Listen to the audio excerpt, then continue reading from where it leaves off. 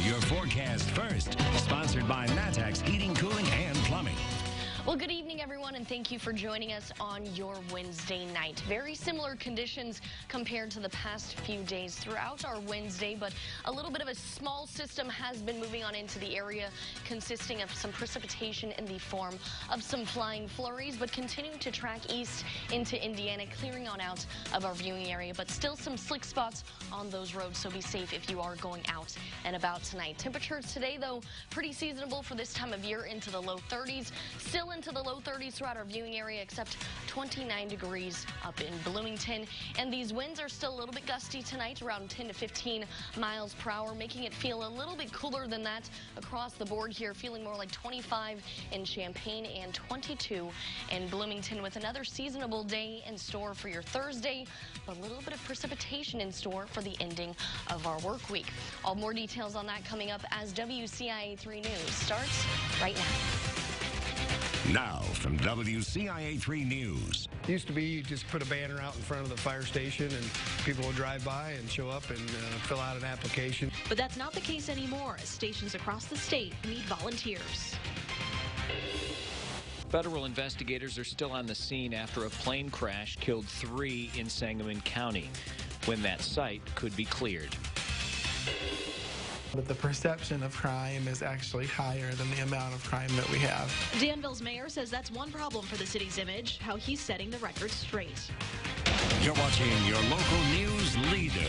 This is WCIA 3 News at 10. I think volunteerism throughout the country has kind of fallen off a little bit. And Central Illinois is no exception. Many departments are posting openings for first responders. Good evening, I'm Paul Cicchini. And I'm Jessica Coons. The Harristown Fire Protection District in Macon County took to social media to try to recruit 6 volunteers to its department. They're not the only ones struggling to get up to staff, though. And one fire chief told us, despite being in the age of social media, it is harder to recruit now than it used to be. WCIA 3's Emily Braun is live in our newsroom. Emily, the Harristown Fire Chief says he was even hesitant to post about this on Facebook. Jessica, he says his department needs the volunteers, but he wants to make sure the people who sign up for it are in it for the right reasons. He wants people who will come on, know what they're getting into, and stick around.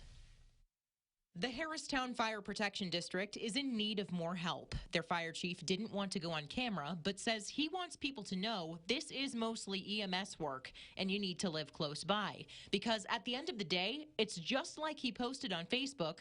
He wants people who have a desire to serve their community. John Kohler over at Cornbelt Fire says nowadays those people are harder to come by. Used to be you just put a banner out in front of the fire station and people would drive by and show up and fill out an application. His department is also mostly volunteer. And even in a bigger village like Mahomet, he says most of their calls are still medical calls. So there's a lot more to being a small town hero than people typically think. I mean, the movies depict it in one way, certainly, and there are some of those moments, but it's certainly not always, you know, an axe in one hand and a baby under the other and running out of a burning building. And when you show up to a call, you might see a familiar face. That's the good and the bad about serving in a smaller community is you do run calls on people that you know, and you're there in their time of need and you're able to help them. He's seen other departments around his also struggling to find volunteers. Interest is one thing, but he says your heart has to be in the volunteer spirit, because if it is, then you'll know. When you're there for your fellow community member, it just means something more. The Harristown Fire Protection District will cover the training and equipment. Kohler told me for most other departments, it's going to be the same way. So you don't have to have prior experience. You just have to have the right attitude and time commitment. Jessica? Hopefully they can find some of those volunteers they need. Emily, thank you. If you are interested in volunteering with Harristown, we have contact information on WCIA.com. Federal agencies are still trying to figure out what caused a plane to go down near Springfield yesterday. Sangamon County Coroner Cinda Edwards, former Springfield Mayor Frank Edwards, and their family friend John Evans died in that crash. The FAA arrived on the scene yesterday before being joined by the National Transportation Safety Board this afternoon. The airport tower at Abraham Lincoln Capitol Airport says they got word from that plane that they were having trouble on their approach because of weather. Sangamon County Sheriff Jack Campbell says his office and the Springfield Police Department are continuing to help, and he says the agencies should be wrapping up most of their work shortly. We'll compile our reports, all of our photographs we took at the scene and measurements we took, and make sure that they get all that information and do anything else that they need, which includes they want us to secure the scene one more night. So we'll be maintaining a presence in that area tonight until they probably finish up tomorrow. Sheriff Campbell was sworn in as acting Sangamon County coroner today. The county board plans to appoint a new coroner by April. The Edgar County coroner says a man in Paris drowned. 45-year-old Jeremy McDaniel was reported missing early Sunday morning. His body was found that day in a partially frozen private pond. Authorities do not suspect foul play. State police are working to reduce the DNA evidence backlog in the state. Most of it comes from murder and sexual assault cases statewide. The ISP director says the backlog dropped 16% last year with more than 13,000 tests completed. But he says there is room for improvement. New at 10, Danville's mayor says one of the biggest issues facing the city isn't crime, but the perception of it. Mayor Ricky Williams says most of the crime in Danville is not random and that suspects usually know the victims. That was the case in last week's triple murder. As for addressing the crime they do have, he says now that the police department is fully staffed, they're going to start rolling out what's called pre-active units in May. They will not be on a beat. They will not be running from call to call. It will allow them time to build relationships, greater relationships with our citizens. It will allow them to be proactive in areas where we know that we're having problems. There will also soon be cameras watching those problem areas as well as other parts of the city. Williams says those should be installed by June at the latest. The mayor also touched on the situation with the Collins Tower downtown. Parts of it have been falling off for some time, creating a safety hazard. He says they have a temporary solution. In the next couple of weeks, concrete barriers will be put up on Main Street in the lane closest to the building. That means the city will be able to open up all but one lane on Main Street. The mayor spoke to us about several issues, including the casino and jobs in Danville. We have his entire interview on our website. There is new information in the race for Macon County Sheriff. Tens of thousands of ballots will be recounted to decide the results of a race that happened more than a year ago. Jim Root ran against Tony Brown for sheriff in 2018. When Root lost that election by one vote, he took the matter to court. Now both parties have agreed to a hand recount. Brown's attorney says the Macon County clerk is expected to do the hand recount over the next few weeks, but Josh Tanner says he's waiting to hear from a judge before doing anything.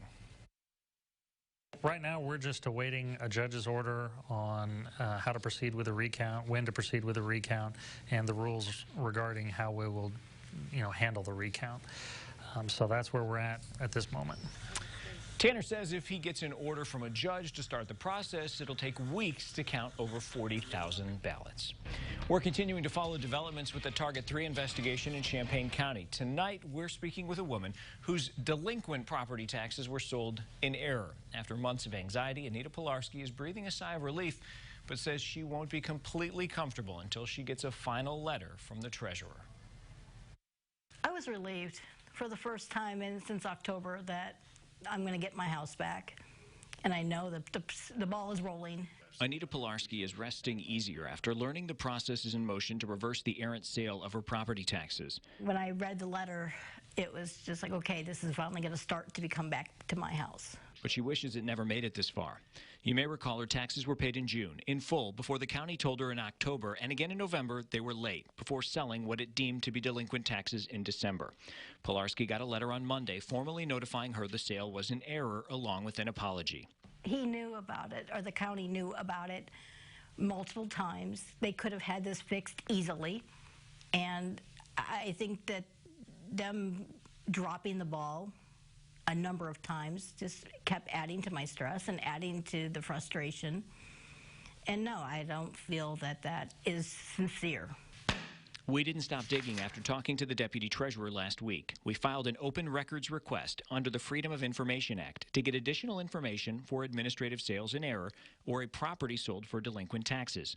We received several emails, and included in the response from the treasurer was a partial denial, stating our request was, quote, being denied because no properties were being sold for delinquent taxes. Now, we also learned in our FOIA request the Chief Deputy Treasurer reached out to the Coles County Treasurer for help with the sale in error process. Pius Weibel was sent a, quote, cheat sheet, really a copy of state law, showing in addition to the refund owed to the tax buyer, the county also had to pay interest. You can catch up with this entire story at WCIA.com. Just click on the Target 3 tab. One business is now open for customers, but this isn't a brick and mortar. It's operating out of one school. Plus, the state of the state focused on Illinois. We'll tell you why the governor made sure to acknowledge some special guests, too. And it doesn't matter who you root for in the Super Bowl this weekend. You'll also cheer on two former Illinois-based college athletes.